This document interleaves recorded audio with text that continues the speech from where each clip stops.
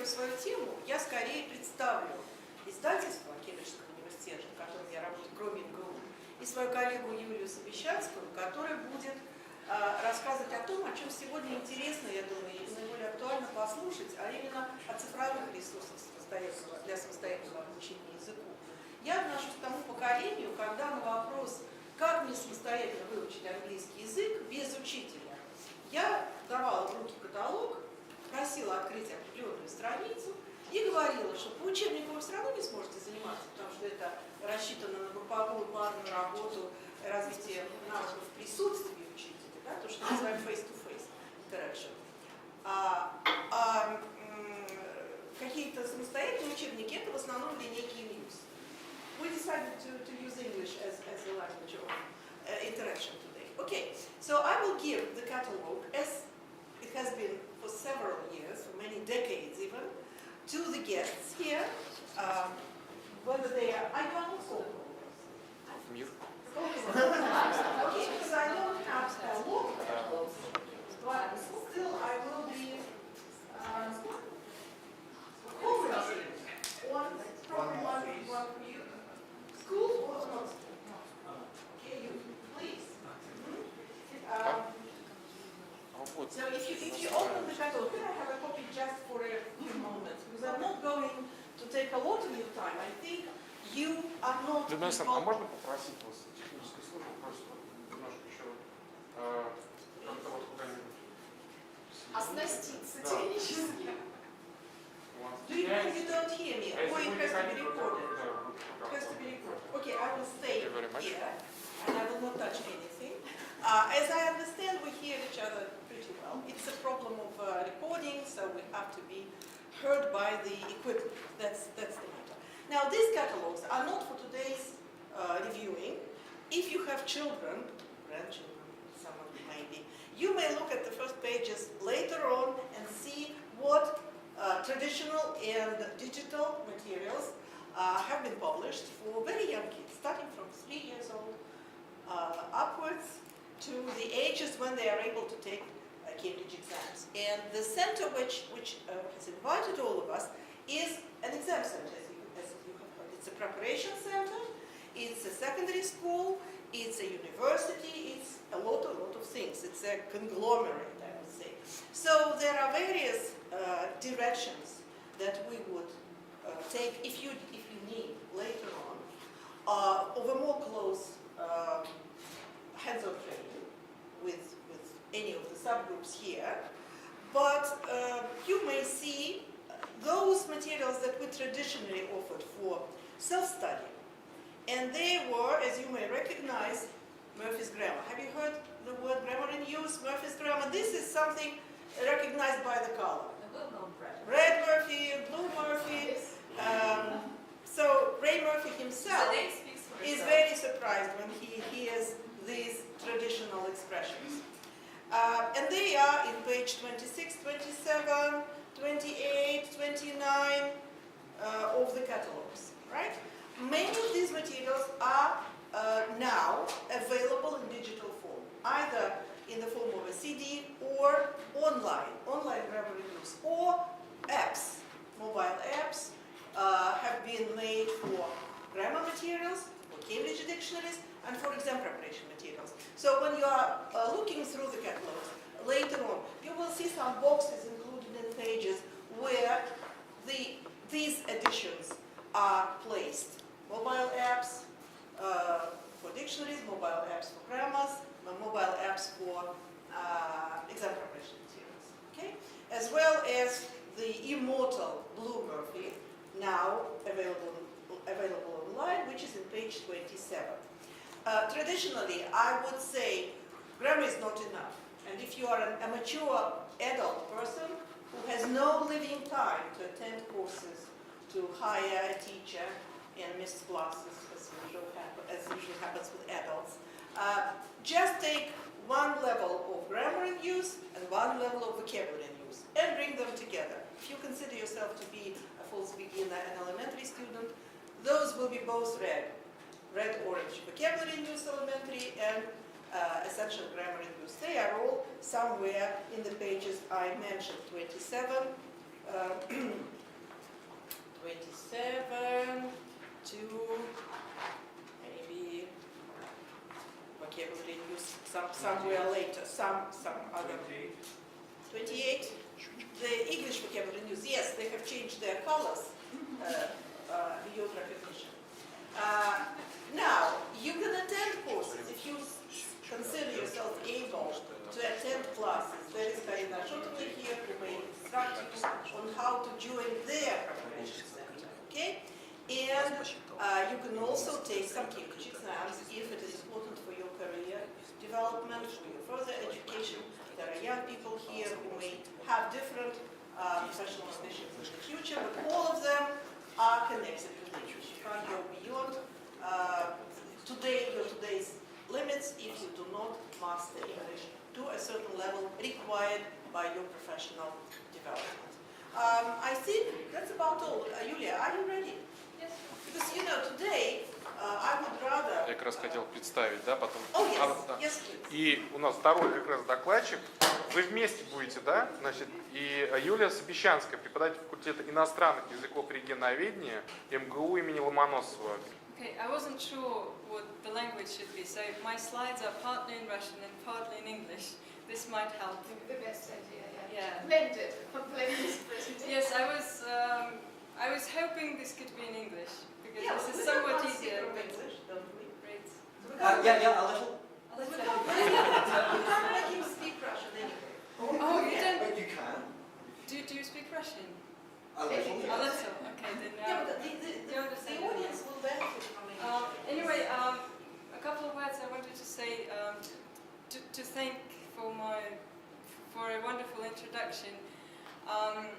I presented myself here as a consultant at Cambridge University Press, but primarily, of course, I'm a teacher at Moscow State, and Svetlana Grigorьevna Terminasova is my teacher, and a person I value a lot, believe me.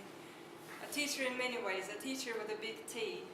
So a lot of what I'm going to say was inspired by her and by teaching at Moscow State, but of course also working for the press in many ways. So, well, Ludmila Alexandrovna has introduced Cambridge University Press a little bit. I just wanted you to see this visual of who that person is. Is that person? I know that you know. Yes, Henry VIII. And what is he famous for? In connection with Cambridge University Press? A lot of wives and the Church of England, of course. But also in relation to printing and signing, yes, the documents where Cambridge University Press began. We are a department of Cambridge University. I have one. Okay. We are the oldest printing and publishing house. There's another one. I have been told that more people are actually watching us online at this moment. I wonder if they can, yes, they can see me. Our mission is to inspire people to learn, both students and teachers, to learn and teach, and do their research worldwide. And yes, we are publishing lots of books and journals, both ELT and academic, every year. Okay, something that hasn't been mentioned. Before we turn to the online course that can teach you English, we're going to look at a way to find where you should start with English. I'm looking at the students a lot, because I was, this talk was initially planned for students, but I'm happy that teachers are here, and I actually did throw in a few slides that are just for teachers, okay? But I'm looking at the students now, and when you start an English course, you want to know exactly where you are, right, before you start doing anything. Because if you start from a wrong place, it's either too easy or too difficult for you. There are multiple ways to do that. I know that you teachers can tell me what the ways are. You take a piece of paper, you print out a test. The students take the test with 200 questions. Then you do what? you check the test, you count the points, and you do that for, what, 400 students, 500 students? It takes time, yeah? Well, thinking about teachers and also thinking about students, we have produced this online placement test that is adaptive. I will explain what that means. That is taken online on a website that doesn't need to be installed anywhere. That is good for any level, whether you're a complete beginner or a master of English, a proficient user of English. It covers 3 main areas of listening, reading, and use of English. Not writing at this point and not speaking, because those 2 are creative skills and they need a human being to check, right? A machine can't do that at this point. And it only takes up to 30 minutes, 30 or less. How can we attain this 30-minute limit? So this is me wearing a skirt or a dress, yes, and I want to know where I am. So I start from an easy question, or somewhere in the middle. This is pre-intermediate maybe, and I get it right. Great. And another question, and another question. So what the computer does next, it gives me a more difficult question. And again, I get it right, and the next one, and the next one. I get to a more difficult level. Again, I don't have to do 20 pre-intermediate questions just to prove that, yes, I know this. It takes me to the next level. And then, say, upper intermediate. No, sorry, you don't know that. Another upper intermediate question. No luck. Another one. No luck. What does it do? It takes me back to intermediate. No, back. So here I am at, what is it? Yeah, that's probably B1, yes, I guess. So here I am at my level. The students take the test, preferably in a class, but with a teacher being with them, but on their own. You don't need to do anything. They listen to the listening. We can actually try taking the test. I know you will do well, probably. We'll tell it later if we have enough time, okay, the demo version. Or you can try at home. I'll give you the details how to do that. But also all the questions for the students will be different. They won't be able to, cheat, because there is a huge bank of questions that is being renewed every so often, and there are infinite variations of which question comes next, also because it's adaptive. And also the questions are written by the experts in Cambridge English Language Assessment who does Cambridge exams. So these are the same writers as for Cambridge English exams. And all the questions are pre-tested and checked. Okay, what else? Once the student has finished the test, they can see or not see, if you decide not to show them, you don't need to know this, the results. I'll show you a screenshot of that in a minute. You as teachers or as an administrator of the university can see individual results for Vasily or a group result for the group that took the test on this day. You as teachers and administrators can choose which, whether the student sees the result, whether the student sees the recommendation which Cambridge English exam they can prepare for. For example, your English is good enough to prepare for Cambridge English first, if you choose to do that. If not, no. You can also give them the possibility to print out their results or not. That's up to you. The overall score is 100 points, so that's quite transparent. And this can be any level from pre-A1 to C2. So this is what the result looks to a student, where you will see your name and your details. You will also see the score, and you will see recommendations for exams. Sorry, it's not the whole thing, it was too big for one slide, but you get the idea. Whereas the group administrator can see results for the whole group, the score and the level.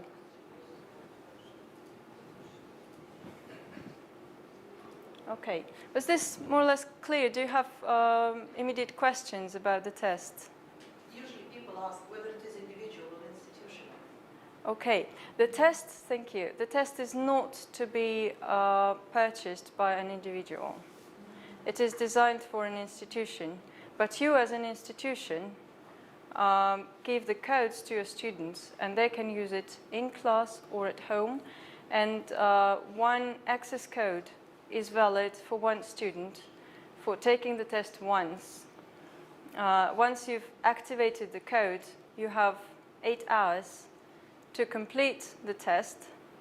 That means you can start the test, then you need a bathroom run. You click save and exit. You save and exit. You come back, you click continue the test, and it starts from the point where you left it. And you continue. Yes? I've got a funny feeling that the answer to my question might be what you have just said. If an institution buys the test, does it have unlimited use of that test? Meaning, could an institution, could we use that test any number of times, or? No. If you buy 100 access codes, you can only use it for 100 students, but the time that the codes can sit in your desk or in your computer rather is unlimited. You can buy it today and use it in 2 years.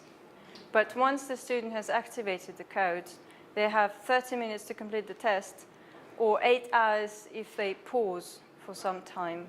If something happens and the computer shuts down, yes, they're not supposed to lose anything. They don't lose. The test automatically saves the result. So once they start over, they start from the point where they left it. If something happened, I don't know, and they had to go away for more than 8 hours, there's still a way to get back to doing the test, but you'll need to contact a Cambridge administrator to do that. It's very good observation, because if we're not very sure about the reliability of internet, Yes, so yes. then it's very good. Yes, and the internet, for everything that I'm showing today, you need broadband, of course. And then in the past, because 2 years ago we bought a number of tests, and there was a recommendation to conduct the test under observation. Now you said we can do it from home. Well, it's up to you, really. If you trust your students. It's great, because I mean we bought it so that people can test themselves from their own offices. Yeah, And yeah. 2 years ago it was not possible. So that With the same test. With the same test placement. At least maybe it was how they started. Their idea was under observation. But now it's great, so you can do it at your own time when you find a convenient place. I think it's much more efficient. Yes, yes, yes. Okay, if there are no more questions at this point, I will proceed to the next thing I was going to talk about. The 3 words are touchstone, blended learning. First of all, blended learning, what is that? I'm sure the teachers here know about this, but I just wanted to make it 100% clear. Смешанное обучение is the term in Russian we use for blended learning. You know that, great. I'm not totally used to the term in Russian, but it exists. And it has actually lived for a long time. It's not a very, very new invention, no. Blended learning, смешанное обучение, just means that you use more than one media for learning. You use the book, or that book, and you use something else that you can use at home. Well, for a long, long time, we have had these in students' books and activity books. And before that, we had cassettes, right? I wonder who remembers that. Okay, and before that, somewhere in Australia, they used the radio for distance learning because there weren't enough schools for all the farmers who lived in an area of 500 kilometers away from everything. So they used the radio. Here comes blended learning, and they met the children twice a year maybe. So, but now what blended learning means for us is learning in a classroom with a teacher, and at the same time learning at home with your computer, with an online platform, an online resource that you can use on your own for self-study. I left this slide blank, and I thought we could actually do it together with you, needs analysis. We're going to look at what present-day students, most of all, I'm looking at you, and teachers need in terms of education. Do you mind if I switch to Russian for a little bit? Okay? Что сейчас происходит с образованием? Если говорить об университетах, то английский очень нужен везде, всем причем. Технические специальности, я уже не говорю про гуманитарные, техническим очень нужен. При этом количество часов на английский язык, наоборот, сокращается. Люди, которые уже выросли из университетского возраста, уже являются профессионалами, молодыми и даже не обязательно молодыми, тоже осознают необходимость английского языка, потому что все время возникают какие-то контакты. Это правда для вас, потенциальных студентов? Да? То есть нужен английский даже в повседневной жизни. При этом времени на его изучение, на то, чтобы ходить 2 раза в неделю куда-то и 3 часа сидеть, и еще ехать туда по пробкам или на метро после работы, это невозможно. При этом технологии развились до того, что, собственно, не обязательно собираться в одной комнате, чтобы вместе что-то делать. Правда? Вот учитывая все это, какие потребности у современного студента английского языка, вузовского и послевузовского, вы видите, вы как преподаватели и вы как потенциальные студенты? You can speak in English if you want. Компьютерные программы. Овладевать ими или что? Потребность — это вот что мне нужно? Обучающие. Нужно время на обучение, да? Ну, я подразумеваем, что его мало. Нужны компьютерные программы. Что ж такое? Ну, это уже как следствие, наверное, да? Ну, мы сейчас такой brainstorming делаем, а потом мы... Да, это стоя печатать не надо. Ага, что еще? Ресурсы. Ресурсы, спасибо. Мотивация. Это потребность? То есть вам нужно, чтобы вас замотивировали? Хорошо. Вот, кстати, хорошая тема. Это одна из ментальностей, например, европейского студента и нашего восточноевропейского или азиатского студента. Нам постоянно нужна мотивация. И это просто вот даже на уровне изучения психологии, как-то, по-моему, была конференция «Язык культуры общества», я на этих докладах присутствовал, и действительно брали сравнительный анализ. Поэтому для нашего студента мотивация... Я думаю, что это идет еще из школы. Мы привыкли, что нам... Ну да. Перед мотивацией я бы сказал «как». Как? Как учиться? Как учиться самостоятельно. Как учиться? То есть способ, подходы. Ну да, нас надо учить учиться, это правда. В нашей культуре это к...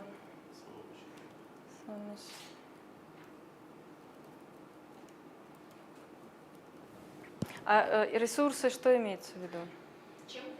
Yeah. То есть такого огромного ассортимента, что выбрать. Я так понимаю, что люди могут... Надо эффективный. Как выбрать эффективные, Словари, книги, эффективные те же ресурсы? компьютерные программы. Потому что некоторые воспринимают ресурсы как финансовые или там какие-то. Да. А у вас бывает так, что вы покупаете книгу и искренне верите, что вы сейчас ее возьмете и будете учиться? Или онлайн какой-то курс, а потом он стоит на полочке? Всегда. В моей практике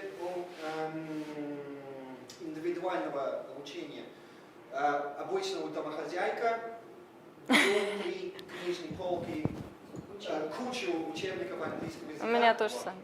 И ни одного не открыто. Они все как Запечатаны. like they were bought yesterday, although they Yes. could have been bought 3. Well, I have a collection of those. I have, basic Italian, cooking Chinese, and I don't know, teaching young learners how to blah blah. So yes, and I don't have time. But what I don't, it's really a matter of prioritizing. It's not a matter of not having time.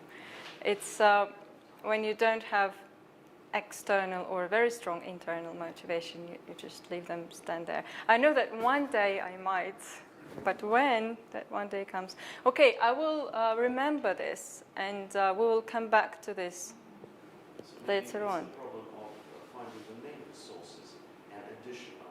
So how to recognize what are the main, what are additional, supplementary.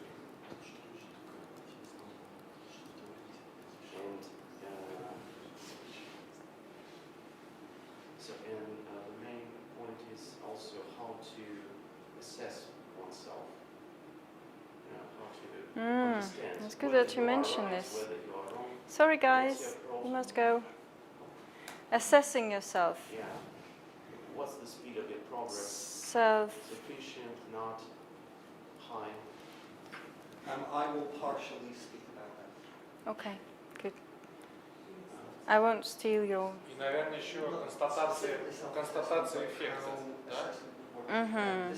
Вот я думаю, что очень важный момент, кроме мотивации, это констатация эффекта. То есть понять, что ты не просто эти полгода занимался, а ты действительно... То есть поймать себя Как понять, да, померить знания. Это внешние какие-то способы. I guess you'll talk about that too then. Поэтому, когда человек понимает, что он накопил, то у него есть эффект мотивации. То есть это такой замкнутый круг. Поэтому мы всегда на занятиях с преподавателем говорим о том, что после каждого урока или после каждой темы мы понимаем, должны людям показать, что человек за этот урок научился. Yes, first you set the goals and then you assess the results. Exactly. So Touchstone Blended Learning, first of all, what is it? It's a course for adults or young adults and students that is fully blended or can be used for self-study. I will elaborate on that later. It uses communicative approach. What does communicative approach mean? Some 20 years ago, we were taught English by reading texts, something like the Forsyth Saga, and translating them and learning words and learning lists of words. I shouldn't say we but yes, probably I shouldn't say we because I wasn't taught like that, or at least I was taught like that for a little bit, but not much. Methodology has changed a lot, and now we teach to speak. We teach to communicate. By speaking, I of course imply communicate in English, both by speaking and writing and listening to people and reading, of course. Touchstone includes 4 levels, and I have the books here for you to have a look probably during the break, okay, of the 4 levels. Initially it was a course, a print course in books, but now we have 2 upper levels with a different name, Viewpoint, but this actually follows Touchstone in a program, and in material. So these are 2 higher levels.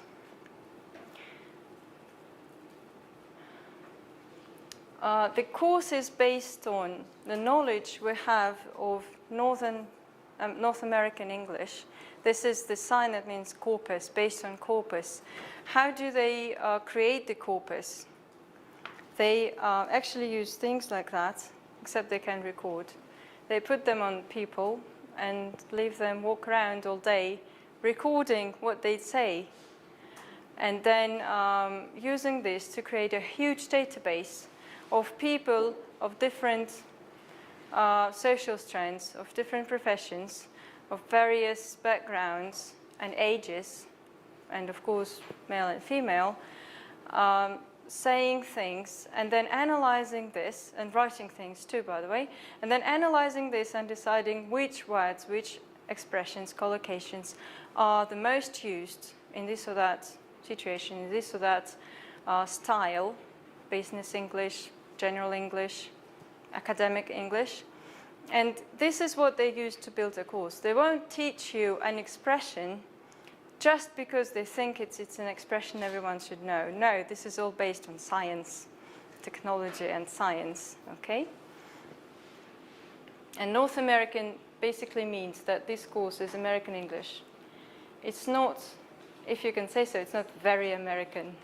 It's mildly American, but it is. Traditional classroom education and online education can be fully combined from anywhere in between 0 and 100%. So it can be 50-50. It can be 100 blended, 100, sorry, online, 100 classroom with just the book, or anywhere in between. You can decide what you do online as teachers. You can decide and what your students do in class with a book. The books and the online course use the same approach, the same goals and outcomes, but the exercises vary. They're not completely the same. And of course, the online course offers a lot more than the book. It would be impossible, you know, to print a book that thick. Okay. The main components of the online course is the course itself, an interactive workbook that is the same as the paper version workbook, except you don't have to check anything.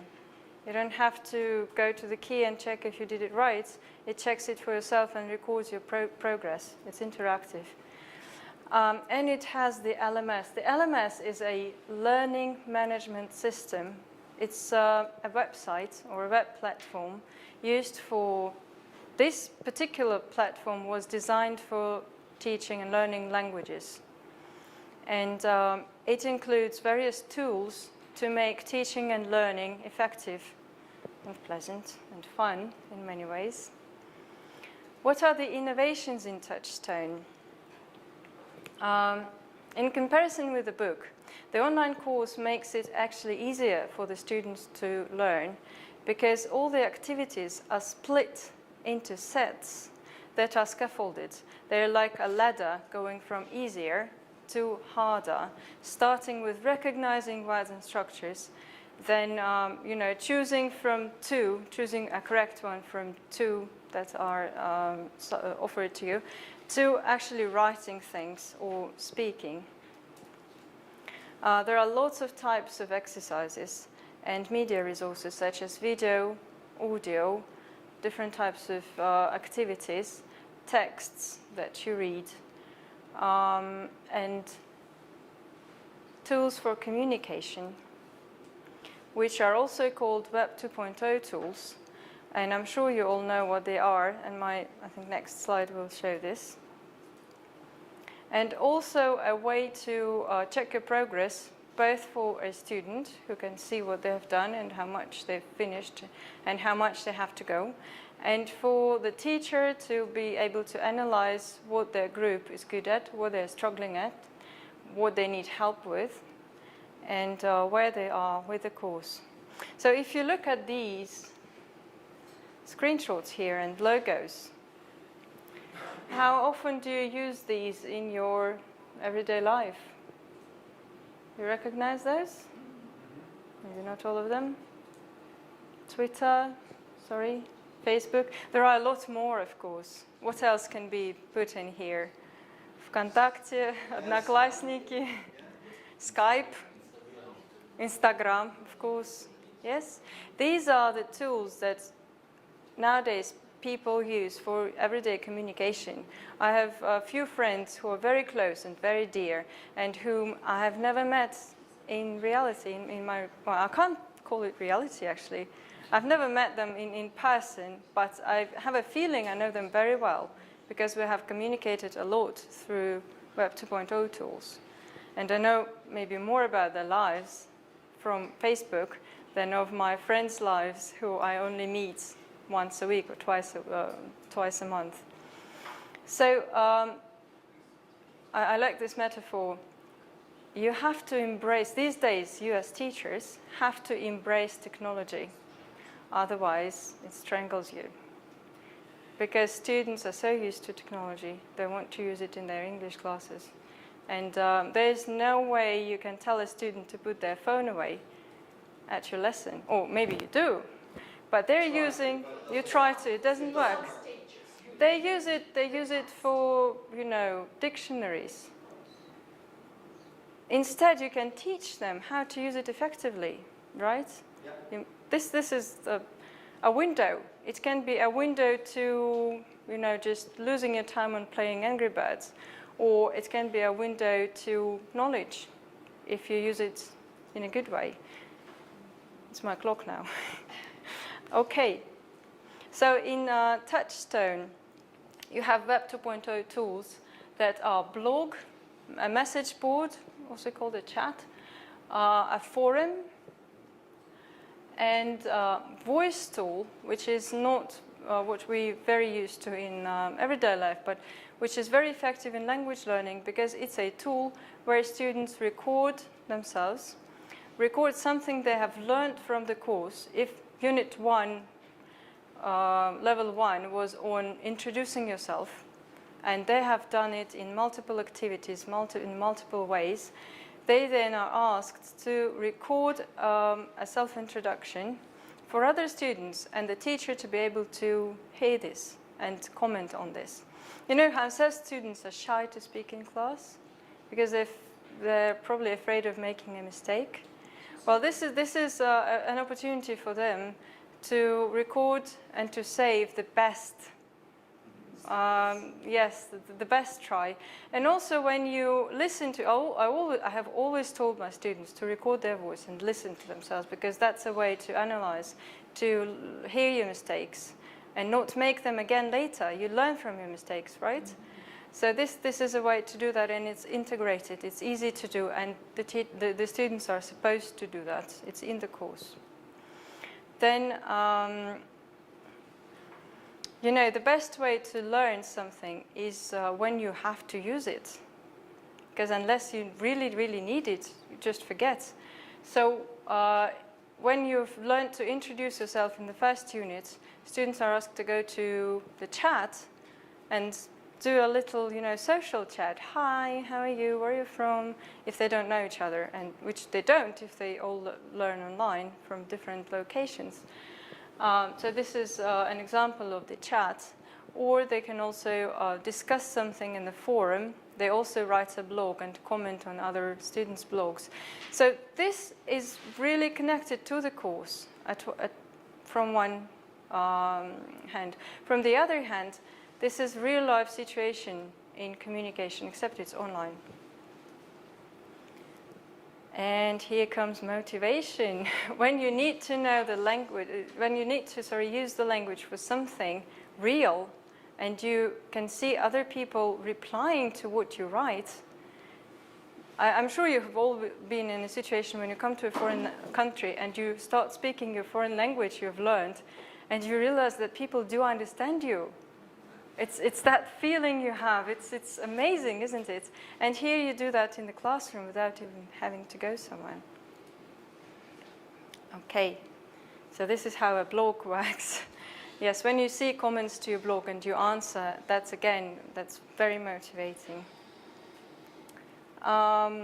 let's look at a few benefits for students. If it's a classroom-based course, of course we're all people, we get sick, we fall in love. I mean, students, young people, I don't. No, teachers are not supposed to skip classes, but students do. Students do skip classes, especially when the weather is better than this, right? And it's a headache for you. I was going to mention another kind of pain, but let's use the word headache, to find a way to somehow fill this gap for them, right? Either you have to think of something, send them a task, or send them resources to do this at home, or with Touchstone you can just say, okay, you've missed this, you can do this online, because the online course instructs students. It doesn't only test what they've learned, it gives instructions and it gives new language. It teaches new language as well as a teacher can do in a classroom. Probably in a different way, of course. But there are flash presentations of grammar and vocabulary that teach new language and new grammar. And of course there are additional exercises. If one of your students struggles with present simple and another student is quite confident, the first one can just do more exercises in present simple, and the other one doesn't have to. They can write more in the blogs at the same time. For teachers, what do you think would the benefits be for teachers with a course like that from what you've seen so far? Yes? Well, certainly when you're working in a non-blended context, students are still going to be asking questions. Well, can you send me this by email? Can you do that by email? Occasionally you're working in a center that says, right, produce a video lesson, or produce a video of a lesson. And you're thinking as a teacher, well, that's a good idea, but I haven't got time to do that. If you have a course like this, it's actually, it takes a lot basically has been done for you as a teacher. Yeah.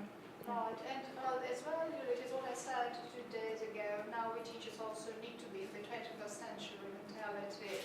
Otherwise, there will be a great communication gap between us and the students, because they're computer natives, and we also want to bridge the gap, to come closer. That's very true, that's very true. And to use this window for communication between us and them. And actually, I had this feedback from a teacher teaching Touchstone, saying that in her first year of teaching Touchstone, she had more technical questions, and it was quite complicated for her to master the technical parts of it. Whereas, you know, she'd say, "Oh, I don't know how to create a Wikipedia article," which also exists there. It's so difficult. You have to use HTML a little bit. And the students would come up to her computer and say, well, it's easy, I'll show you. It's partnership. Now, Of course, it's not yes, like that's I'm true. big boss, you very small. We become partners. Also in the Yes, classroom, they're yes. very helpful because they understand my knowledge is rather rudimentary. And now we have become equal, and it helps their self-awareness and self-respect a lot, which is very good in learning. That's true. And a teacher really becomes a facilitator. That's exactly just what I wanted to say. And this is also kind of like, it's a window into where the future of teaching, translating and interpreting is going to go. It's going to be a blend between the human being and the machine. Okay, let's see what I've got there. Yes, you have lots of material already in there for you, and you just need to decide what to use at what time and what not to use, because there's an abundance of material. And sometimes you don't have to use everything, both from the book and online. If you tell your students, okay, this unit is on present simple, you go home and cover this grammar presentation of present simple, and then students come to your class and they already know the grammar. So the short time you have for face-to-face class you can spend on communication. You don't have to be there at the blackboard with your chalk or your marker explaining, I go to school every day. I get up at 7 o'clock, okay? You can use it for communication. You can do, you know, some classroom activities, group activities where students use the grammar. Mixed ability groups, we've talked about that, yes. Also, and it's very, I think, important for teachers, is to see what your students, what all of your students are doing. Because sometimes with homework, I forgot my book at home. I can't show you my homework. I did it. Do you have that? Yes, yes, yes. Whereas with Touchstone, you can go online 5 minutes before the class and see what your students have done. And there's no way they can say, I've done it, if they haven't. Yes, you don't have to check homework or check the tests because they're all there and they're all checked automatically. And it saves you time to actually prepare something creative, something you think this particular group might find interesting, which you can use the forum or the announcements, which sends emails automatically to all your students, to create tasks like web quests, like go to YouTube, watch this video, and answer this question in this forum type of activity. And also, of course, there's always a mainstream at a university where all teachers are supposed to reach the goals with their students, but you have different groups and your students have different needs, so you can customize the course to your students' needs as you wish. We have about 10 minutes left, right? I'm going to take a very brief look at what Touchstone looks with screenshots. I won't go online right now, okay? Pedagogical design is for you teachers, is how you decide how the activities are used. I've mentioned scaffolded activities, and each set of activities being designed for a particular goal, particular outcome to be reached with your students. So if it's learning to introduce yourself, then at the end of this unit, the student should be comfortable with doing that in various situations. And the outcome will be the same in the book and online. So these pictures show the same page from the book, which you can cover in your class. Then they go home, and at home and online, they cover the same topic from a different angle. Somebody told me yesterday that you need to use a word 18 to 20 times in different contexts for your student to remember it forever. So that's the way, and it's never boring because the sentences that the word is used in are different every time. It's audio files, then it's a text, then it's the video, but the words are the same. So at the end of the activity set, the students feel that they've known the word forever.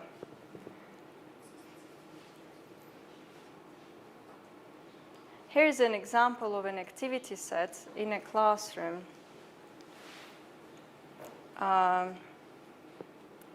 First you pre-teach something, setting the stage for the activity. Then you preview the task and complete the task. And then you use your CD to play the audio files. Then the students use the book to answer the questions. And then they go home and they can do, alternatively, they can do a similar activity set online. This is what an activity will look like when they drag and drop, like this, with their cursor. They drag and drop it here. Sorry, I just did something. I just did something wrong. Yeah. Okay. Then they watch a video. These are like a little film with its own actors playing roles. They're young people, and they choose the correct answers. Then there's another activity with video. And this is what I explained about scaffolded activities when they get harder and harder with each exercise. And the difference from anything you have online or on a CD with a textbook, which usually tests English rather than teaches English, these sets of activities, they teach English rather than test it, getting progressively more difficult. Was there a question? Yeah? Okay. Teaching skills, speaking, writing, reading, and listening.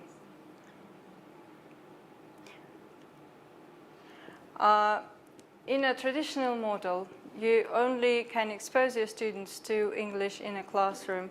You put on a CD, you talk yourself, you can show them something, but that's only what, an hour, 20 minutes, twice a week. In the online course, they can do it anytime and for as much time as they want. They can watch the video as many times as they want and as they need. So there's more, and of course there are more videos and more audio files than you can play in a classroom because it requires time and requires some technical equipment.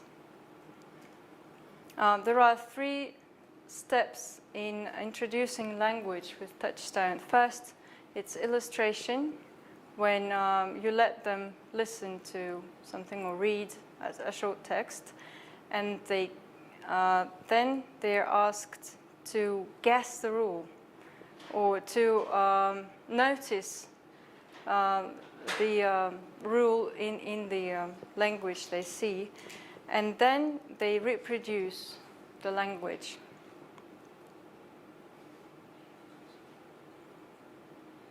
Yes, I'll just quickly click through this. This is an example of how it works. So in the interaction stage, they're asked to type in some words they have learned in the first 2 stages. My mom usually cleans the house on weekend. Last night, my dad cleaned the house. So this is past simple, teaching them past simple. And by the way, what you can see here is when they click submit, they can see which answers were correct and which answers were incorrect. And if some of the answers were incorrect, they can clear the results and then do it again to get a better result. How many of your students would erase their answers in a workbook and do it again? Not many, probably. It's easier to do that, and it's more feasible that a student will actually do that. Yes. This is a bit longer than it should be. Okay, I've talked quite a lot about Web 2.0 tools. Just want to have a look once again. This is UAE, I guess, where they use Touchstone, but this is quite long ago. There's a chat or a message board, blog, forum, wikis for collaborative learning, for students to put up articles together and write. It can be on anything. It can be your task, or it can be an article on how to learn with Touchstone. For example, there are tips and the voice tools I mentioned. Yes, just some close-ups on those. What they look like. See how someone has used the blog for telling about their holiday. You can insert a picture, and this was a task from a unit on leisure, on holidays. This is something they learned, but then they're asked to write about their own experience. This is an example of a forum. yes, talking about food in Istanbul and the wiki. And in the voice tools.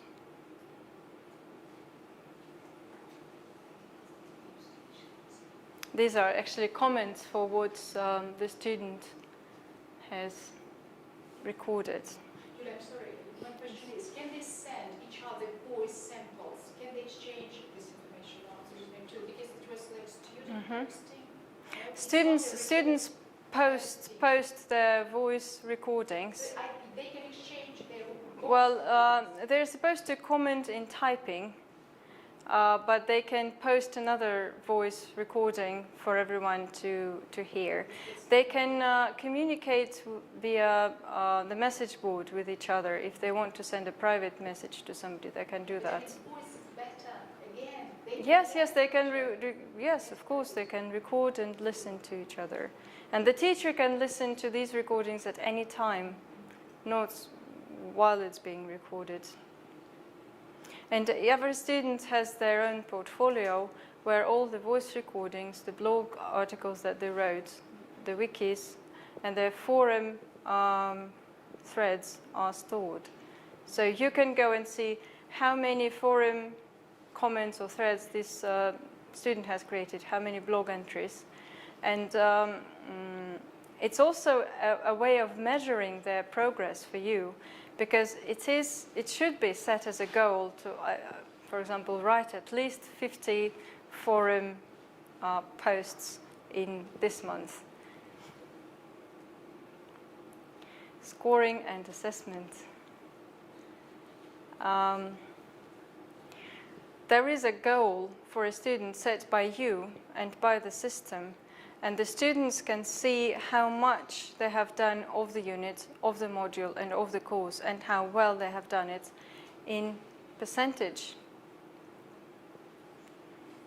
Yes, I didn't include the view for teachers, but you see a spreadsheet with all your students, being able to customize it to your needs. I don't really have more time for this, do I? Yeah? Touchstone for self-study.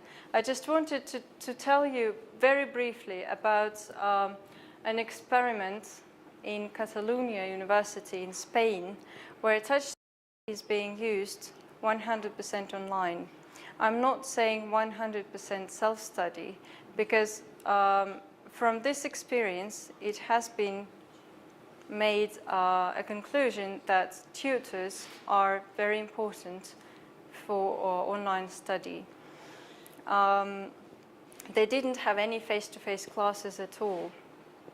In the focus group that studied in the first year, the feedback from the students was very good.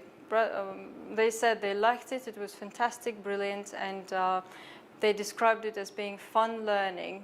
And as some teachers, not students, said, mildly addictive, because you spend time online because you like doing it and you want to progress more and more. Students said that they spent between 8 and 10 hours online every week, which can't be done in a classroom in most places. Also because they can split the time between days and do it when they can.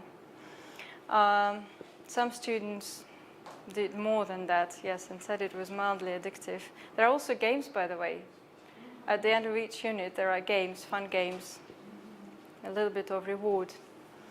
As for online tutoring, there was an indication that students who had an online tutor had greater success than those who only studied themselves, because there was feedback from a person, from a live thing, not just the progress check by the computer. Also, students studied for 2 semesters, and they said that with a tutor who's more involved, who participated in forums and in message boards, the success was greater, because because the students were more motivated. Most of all, yes, you are motivated by a live creature guiding you through the process. And also when there were guidelines for students and support from the tutors, the results were improving in comparison when the students just did it at their pace without any goals to attain. Well, this is, I think, something you'd expect. So the conclusions with this experiment in Catalonia was that technically it can be a 100% online study, and it can be a very positive learning experience. But tutors need to be involved. We have multiple ways to do that online. We have Skype, we have web conferencing, right? We can do it in many ways, even on the phone if you prefer. But tutor support was critical to students' progress. That was all I was going to say about Touchstone. If you have questions, you're most welcome. And if you are interested in further induction, I'm also most welcome. Yes. My question is about the level. So how long does it take for students to progress from B1, say, to B2, for example, if they use, it's for self-study, but if they use in the environment which is designed for? Yes. Well, the idea is one level per academic year, but there have been instances where one level was covered in just 6 months. Not academic, but you know, half of a full year. And this is totally possible. It just depends on your pace and on how... More intensive, right? Yes, it is a more intensive course.